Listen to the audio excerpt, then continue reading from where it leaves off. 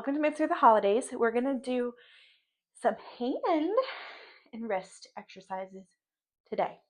Grab yourself a mini axolotl, a stuffed animal of any sort, a towel rolled up, a pillow, a stress ball, something you can squeeze just a little bit that doesn't have too much resistance, and let's build some stability for your hypermobility. So when it comes to hypermobile wrists and hands, there's a couple different tools that we can use. Basically, we can't neglect the hands. There are many joints in here. The first step is to realize, are you hyperextending any of these joints? And a lot of people are without having any idea. So this is considered a hypermobile joint.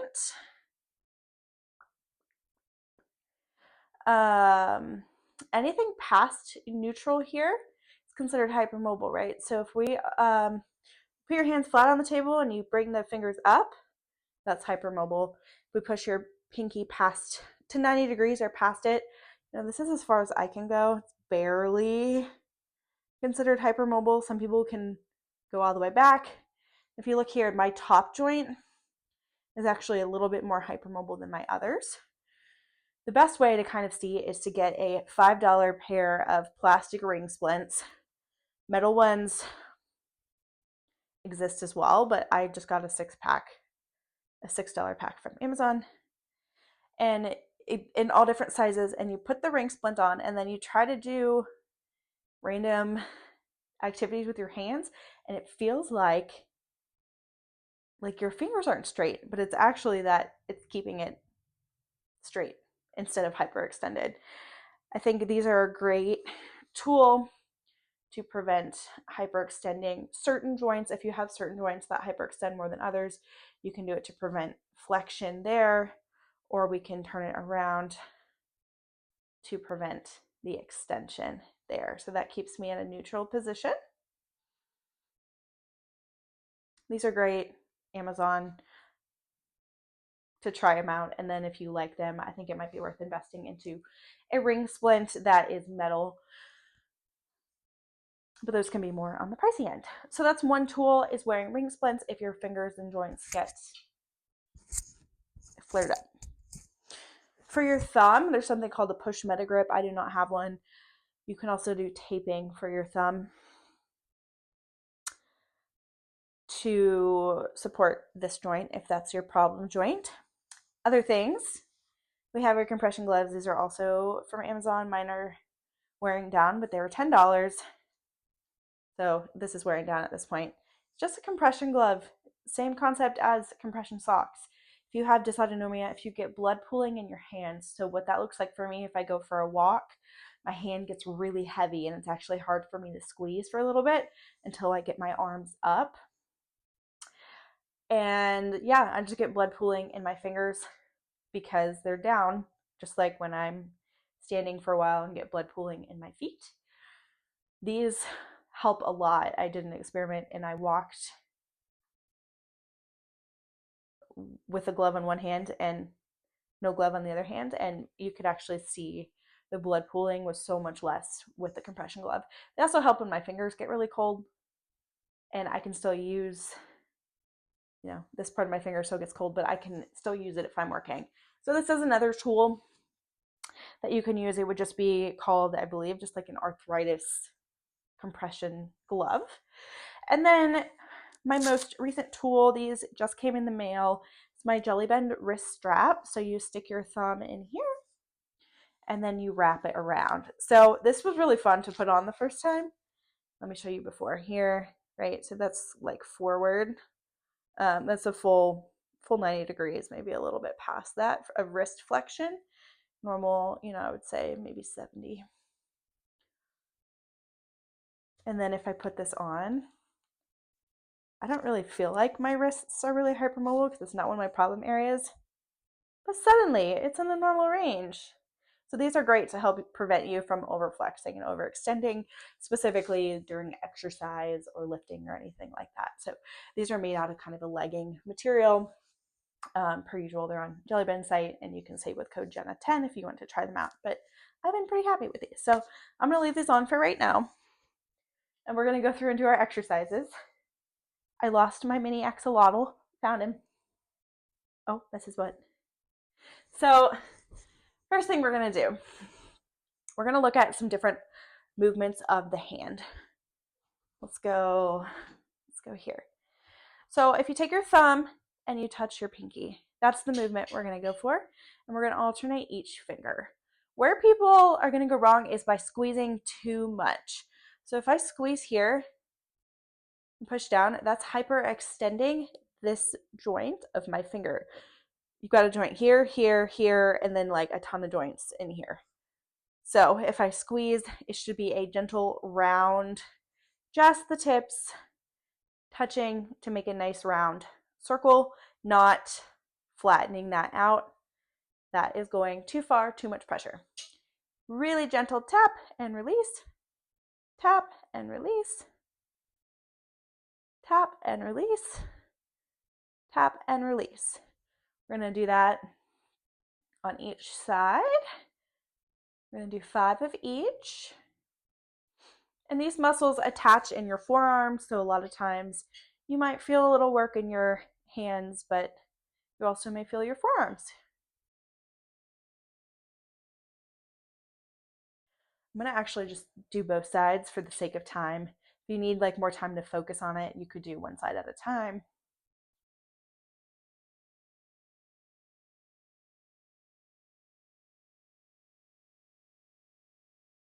It's a really exciting workout today. But we can't forget the little joints. And what I'm finding is when I'm releasing, I'm naturally wanting to come into this hyperextension. So think about opening gently, but not hyperextending in between. So round, neutral, round. If you don't know where neutral is, just go less than what you think. Oop, that was too far. Shouldn't feel like you're doing a whole lot. Okay, that's your first exercise. These you can also do just like throughout the day. So we're going to add our resistance. The same concept, but we're adding a little bit of resistance. So this is going to make it harder for me to not over squeeze that area. Keep it really round and gentle. We're going to squeeze here, release, here, release, here, release, and here. And some of you may need to practice without resistance for a little bit, and that's great too. You could practice with ring splints if you're not really sure what's extended and what's flexed. Do 5 of these as well.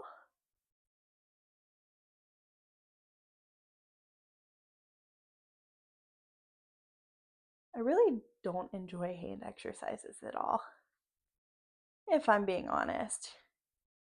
But here we are, showing up, doing them anyways. All right, my hands are actually getting tired, so I'm gonna go ahead and go to the other side. Do a few more if you need it, or do less. Listen to your body. Nice and gentle, round, not squished. Round, come to neutral, round. I do find it's amazing how hypermobile some people's fingers are that have zero idea that they are hypermobile. This can be a common area for arthritis, overuse injuries. We use our hands a lot. And it might present as an elbow injury. A lot of these muscles share similar. There's a lot of muscles in here that are like a puppet and pull on the string and your fingers do their thing. All right, last one. All right, next thing we're gonna do is some squeezes. You're just gonna hold your axolotl towel, whatever. Gentle squeeze. We are not death gripping, and that's where a lot of people go wrong too, is we tend to just like death grip everything. We want to find a baby grip. It should actually feel almost kind of hard that you're gripping so little. And relax. Baby grip. And relax. Do not hurt the axolotl. Just a little gentle hug. It's a small creature. So gentle squeeze, hold for 5 seconds, relax.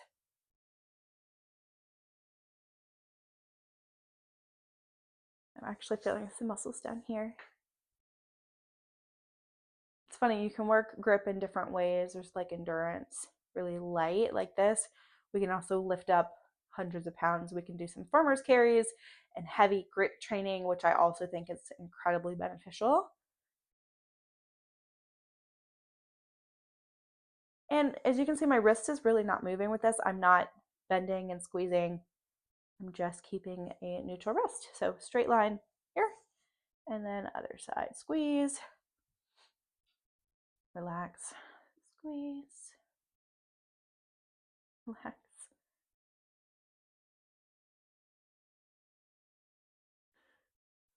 All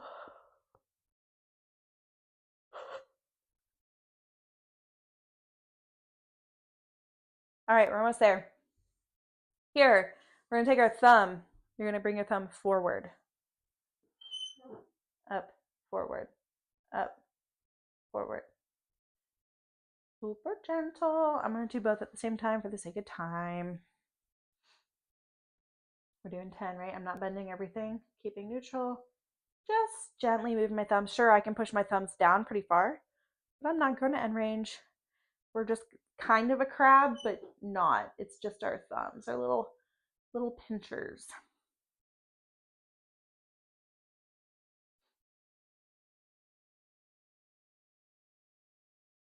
Then our pinchers are going to go the other way. So now we're coming away and back, okay, from the side. So the first one was your thumb forward, wrist to neutral. Second one is thumb away and back. So it's staying in line with the others. This one's really more our true pinchers, I guess. Again, gentle. I'm not pushing this range of motion at all. We're just being real boring. If this is hard on your neck, just bring your elbows in a little bit.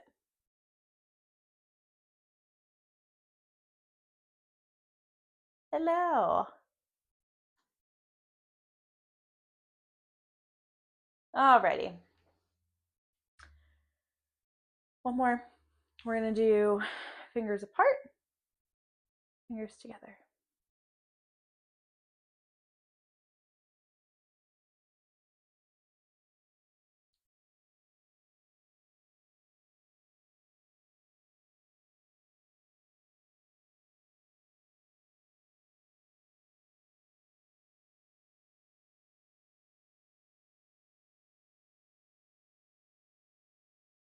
Okay, that's good. Any of those you can incorporate throughout your day. You don't have to have a specific exercise session dedicated to it unless you have, maybe it's one of your problem areas and that's something you want to do. Ideally, we want to get these deep muscles strong. A lot of it comes down to protecting these joints and not overextending because they are small muscles and a lot of small joints. And then incorporating strength or accommodating ourselves with things like heavy lifting and gripping to help our hands do what they need to do. So thank you for joining me in my mini axolotl, and we will see you tomorrow.